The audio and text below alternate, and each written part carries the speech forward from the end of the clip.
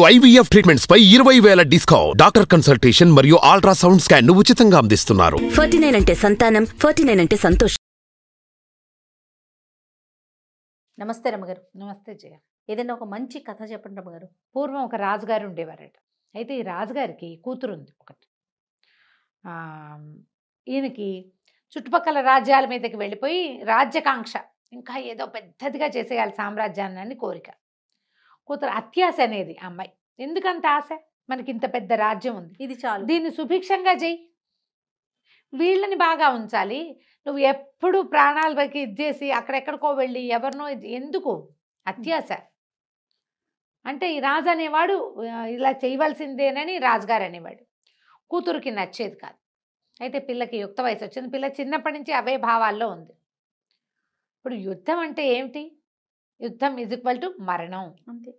ఎవరో ఒకళ్ళు కొంతమంది చచ్చిపోతే కానీ అవతలలో ఉన్న ఆస్తి వీడి సొంతం అవ్వదు కదా.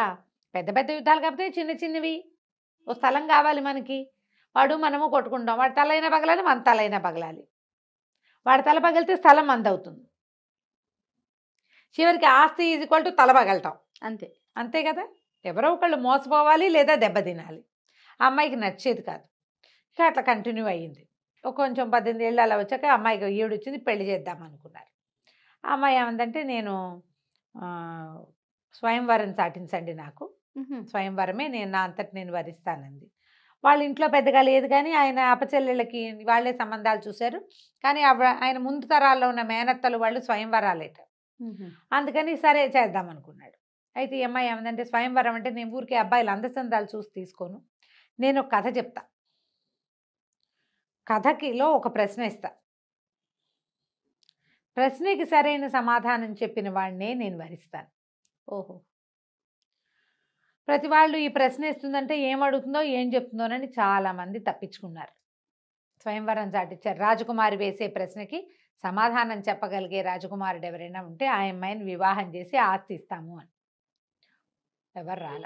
కొంతకాలానికి పొరుగు దేశంలో ఉన్న ఒక రాజకుమారుడు, సమరసింహుడో ఏదో, ఈ అమ్మాయి లావణ్యవతి, ఆయన సమరసింహుడు వచ్చాడు.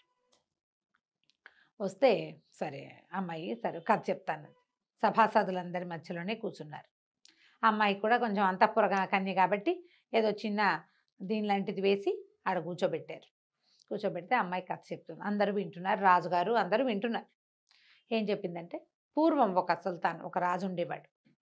ఆయన చాలా యుద్ధాలు చేసి చాలా రాజ్యాలని కొల్లగొట్టాడు, చాలా రాజ్యాలని సొంతం చేసుకున్నాడు. ఈ క్రమంలో ఆయన కొంచెం ఆటవిక జాతులు ఉన్న రాజ్యాల వైపు వెళ్ళాడు. వాళ్ళల్లో ఒక ప్రత్యేకమైన రాజు ఒక ఆయన ఉండేవాడు. ఔగ్రిస్ లాంటిది ఏదో ఒక చిత్రమైన పేరు, ఆటవిక రాజు. అతను వీళ్ళకి లొంగల.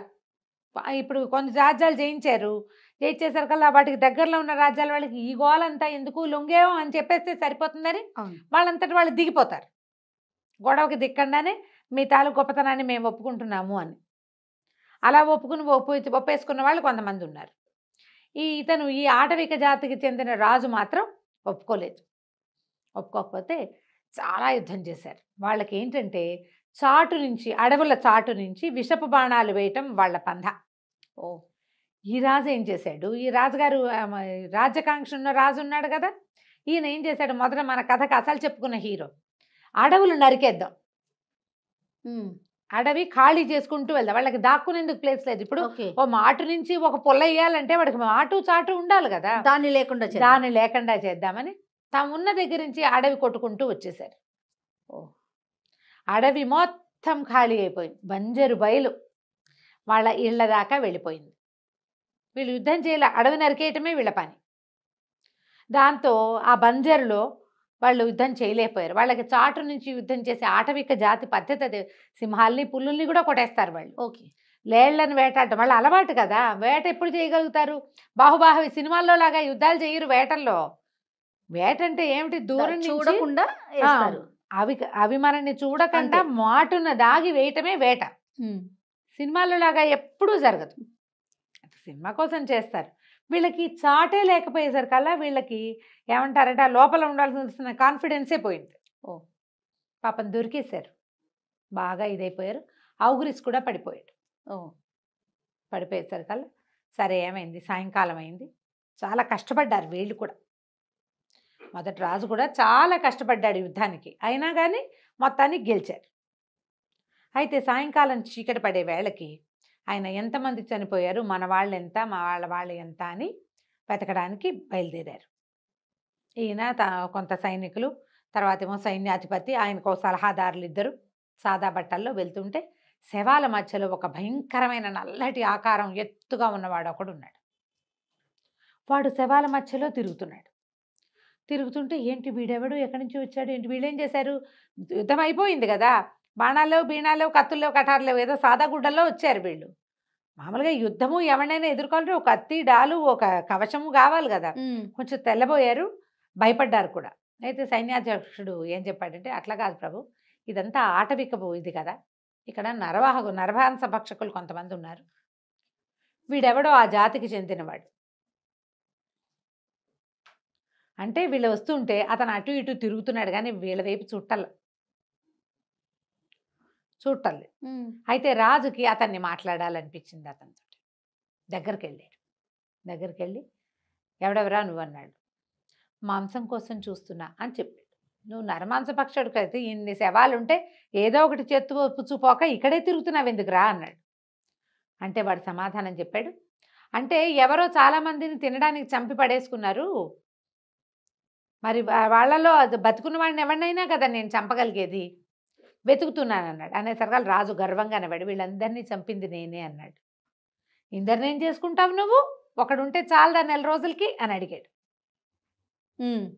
ఒక్కడిని నెల రోజులు తింటే సరిపోతుంది, ఇంతమందిని ఏం తింటావురా, నువ్వు చూస్తే ఒక్కలు ముక్కలుగా ఉన్నావు. బక్కటివాడు రాజు సామాన్యంగా ఉంటాడు, వాడేమో అమ్మశక్తి ఉన్నట్టున్నాడు, వాడికి ఒక మనిషిని నెల రోజులు సరిపోతాడు. అనేసరికల్లా రాజు అన్నాడు, నేను రాజ్యం పెంచుకోవడానికి చాలా ప్రయత్నం చేశానంటే పక్కపక్క నవ్వాడు నరమాంస పక్షుడు. నవ్వి వెళ్ళిపోయాడు, ఒక్క శవాన్ని కూడా తీసుకెళ్ళాల, నడిచిపోయాడు. వాడు నడుస్తుంటే భూమి అదిరిపోతోంది, వీళ్ళు 10 మందికి భయం గొలిపించేంత ఉన్నాడు వాడు, ఒక్క శవాన్ని కూడా తీసుకోలే. ఓకే, నడిచి వెళ్ళిపోయాడు. ఈ అమ్మాయి అడిగింది రాజకుమార్తె, ఇట్లా వెళ్ళిపోయాడు ఎందుకు నవ్వాడు నరమాంస భక్షకుడు. సభలో పిన్ డ్రాప్ సైలెన్స్ అయిపోయింది. అందరికీ ఒక గుబులు, ఎలా ఒక యుద్ధ భూమి, అన్ని చచ్చిన శవాలు, వాటి మధ్య ఒక నరమాంస భక్షకుడు, ఒక రాజు వాడిని ఎదుర్కోవటం. మాట్లాడారు కదా, ఫైటింగ్ చేయలే. ఈ ప్రశ్నకి ఒక రకమైన దిగులు వచ్చేసింది, గుబుల్లా వచ్చిందనమాట. ఆ రాజకుమారుడు చెప్పాడు, ఈ అమ్మాయిని పెళ్లి చేసుకోవడానికి వచ్చినవాడు. సహజమే కదా, నరమాంస భక్షకుడైనా వాడు ఆకలిస్తే ఒక్క ప్రాణిని చంపుతాడు. రాజు యొక్క ఈ అతి ఆకలి చూసి వాడికి నవ్వొచ్చింది. కరెక్ట్. ఇంతమందిని పొట్టను పెట్టుకుని ఏం చేస్తావు, తినడానికి కూడా పనికొచ్చేది కాదు కదా ఇది. అందుకని నవ్వాడు. నరమాంస భక్షకులకి కూడా ఒక నీతి, ఒక నియమము ఉంటాయి, రాజ్యకాంక్ష, ఒక సంస్కృతి ఉంటుంది వాడికి. దీనికోసం ఇది అని చంపాల్సి వస్తే ఆకలేసి ఆహారం దొరకకపోతే మనిషినైనా చంపి తినాలి వాడు, అంతేగాని తోచక మనుషుల్ని చంపడు, ఆశకి మనుషుల్ని చంపడు. ఇదేమంటారు దీన్ని? అనాగరికులు ఎవరు ఇక్కడ? నాగరికత అంటే ఏమిటి? మంచి బట్టలు వేసుకోవటమా? మంచి బుద్ధిని కలిగి ఉండటం. ఎంత సంపాదిస్తే మనకు సరిపోతుంది? నరవంశ భక్షకుల కంటే ఎక్కువ కదా ఆస్తులు పెంచేవాళ్ళు, వాళ్ళే నయం మనకంటే. క్యానిబల్స్ చాలా నయం. ఈ ఆస్తులు పెంచి అక్కడ ఇక్కడ ఇక్కడ అక్కడ ఎందరో చావులు, ఎందరో దుఃఖానికి కారణమయ్యేటువంటి ఆస్తుల ఎక్వైరింగు, ఇంకా సామ్రాజ్యాల్ని పెంచుకోవాలన్న ధోరణి, అదే అనాగరికత. దాంతో యువరాణికి చాలా నచ్చింది. నేను పెళ్లి చేసుకుంటాను. యువరాణికి ఆ పక్క దేశపు రాజకుమారుడికి పెళ్లి చేశారు. ఆ తర్వాత ఇక రాణిగారి యువరాణి యొక్క తండ్రి ఏనాడు యుద్ధం పేరెత్తల. కూతురు ఆయనకి తెలియచేసేసింది, ఇది అనాగరికత. నీకు ఎవడైనా నీ మీదకి యుద్ధం వస్తే వాడి కోసం నువ్వు ఫైట్ బ్యాక్ చేయటం కోసమే నువ్వు సమాయత్తం చేసుకో. రాజ్యకాంక్షతోటి ఇంతమందిని చంపద్దు, నీ శక్తి చూపించు, చావులకి కారణం అవ్వకూడదు నువ్వు. ఎంత మంచి ఆలోచన చూడు. సూపర్. కథ కంచికి మనం ఇంటికి. చాలా బాగుంది రమ్మగారు, సూపర్.